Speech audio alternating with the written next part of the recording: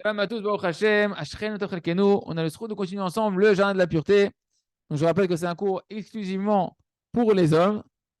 Et on reprend là où on s'est arrêté. Limoud Betahara, étudier dans la pureté. On doit, les amis, sans cesse se répéter de nouveau et de nouveau que toute la Torah, que toute perception de la Torah, juste et véritable, elle va dépendre de la réparation, elle va être fonction de la réparation du brit, de l'alliance de la personne.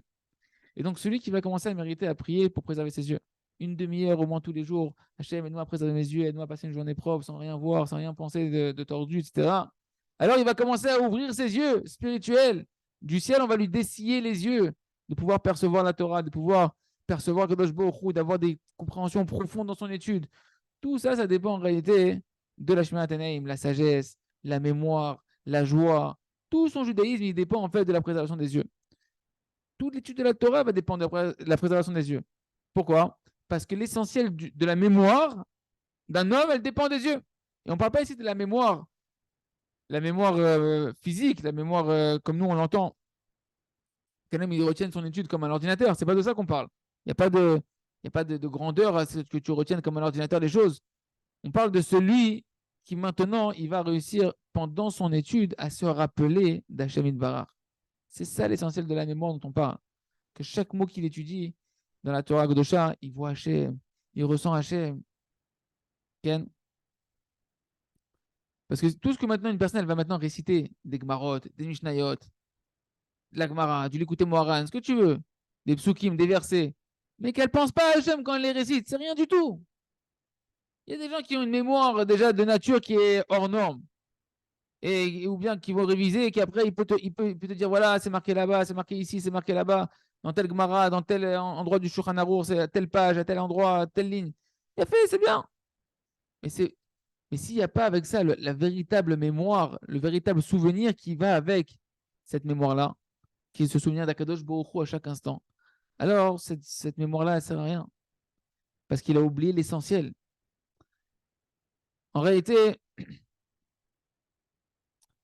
faut qu'on comprenne combien l'homme, chacun d'entre nous, on dort, on est endormi. Spirituellement, on est endormi. C'est marqué dans la Torah, Aïe Akedesha Ibaenaim. Où est-ce qu'elle est on va dire directement le sens qu'il dit Rabbi Nachman. Où est-ce qu'elle est la Gdusha? La Gdusha, elle se trouve dans les yeux. La Gdusha, elle se trouve dans les yeux. Ça veut dire que sans la préservation des yeux, un homme, il n'a pas de lien avec la Gdusha, de Shalom. Et un homme, il a beau lire ça. Il a beau réétudier ce qu'on est en train de voir ici. Et il continue tranquillement à vivre comme avant, avec les yeux ouverts. Comment c'est possible? Est-ce qu'on n'a pas compris qu'on n'a aucun lien avec la Gdusha tant qu'on a les yeux ouverts? Ça ne nous dérange pas. Ça ne te dérange pas. Comprends que la Gdusha, elle dépend des yeux. Sans Shmirat et Naïm, tout c'est chol. C'est quoi chol? C'est profane. Tu ressens rien. Tout ce que tu fais dans la Torah et les mitzvot, tu ressens rien. C'est comme si c'était un jour profane. Tu ressens pas la Gdusha du Shabbat. Tu ressens pas la Gdusha de Kadosh Baruch Hu. Un homme qui n'a pas de Gdusha, même quand il met son talit gadol, il met cette filine, il fait Shabbat, il ressent rien. Pour lui, il n'y a pas de différence un jour de la semaine, un jour de Shabbat, une mitzvah, pas une mitzvah. Il ne ressent pas le goût de la Gdusha. Et une personne peut passer tous les jours de sa vie comme ça, sans ressentir le plaisir extraordinaire de la Gdusha, sans ressentir le plaisir du lien avec Kadosh Baruch Hu. Et ça doit nous déranger, ça doit nous réveiller. De commencer à demander à Kadosh Baruch Hu, Hachem, aide-moi à goûter le goût de la vie, aide-moi à goûter le goût de la Gdusha, le goût de l'attachement à toi, Ribono Shel Olam.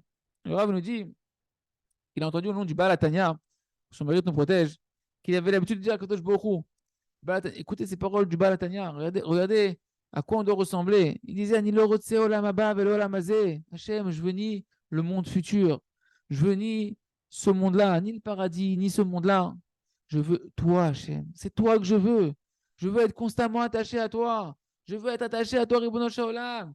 Et ça, les amis, comment on mérite d'avoir un tel cœur? Comment on mérite d'avoir un tel ressenti à l'intérieur de soi, un tel souvenir d'Hachem, un tel languissement d'amour pour Hachem? C'est qu'en réparant le Yesod, en réparant son Brit, en réparant son alliance avec Hachem, en préservant ses yeux et ses pensées. Et ça, c'est la raison pourquoi en réalité un homme il peut dormir dans sa vie au niveau spirituel. Parce que ce désir, ce mauvais désir-là, il brûle en réalité le cerveau et le cœur de l'homme au niveau spirituel. Il brûle, il consume toute la volonté de la Gdusha jusqu'à ce qu'un homme il soit dans l'obscurité totale et son cœur bien qu'il est vivant physiquement, il est mort spirituellement. Comme c'est marqué dans la Torah 54 du Likutei Moran qu'on a vu hier, que l'endommagement de l'alliance, c'est-à-dire l'endommagement des yeux, c'est une dimension d'un mauvais œil. À cause de ça, l'homme, il va tomber dans la mort du cœur. Il est insensible. Même avec sa femme, il ne sent plus rien. Avec ses enfants, ça ne le dérange pas de Khadasham, il divorce, il s'en fout des enfants, etc. Comment c'est possible? Le cœur, il est mort, le cœur, il est éteint. Et on ne se rend pas compte jusqu'où eh ben, on a été endommagé et qu'on endommage par la faute.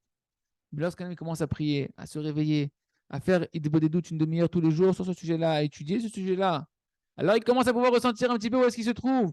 Et il commence à crier du plus profond de son cœur à Kadosh Baruch Hu de vouloir sortir de l'obscurité, de la mort spirituelle, et de vouloir goûter le goût de la vie, le goût de la Gdusha, le goût de la Tahara. Et que chacun se renforce de prendre soit tous les jours une demi-heure de tefila sur Tikkun Abrit, et Shinske l'argish Gdusha, l'argish Vekut Im Hashem, Chazak, Venit Chazek.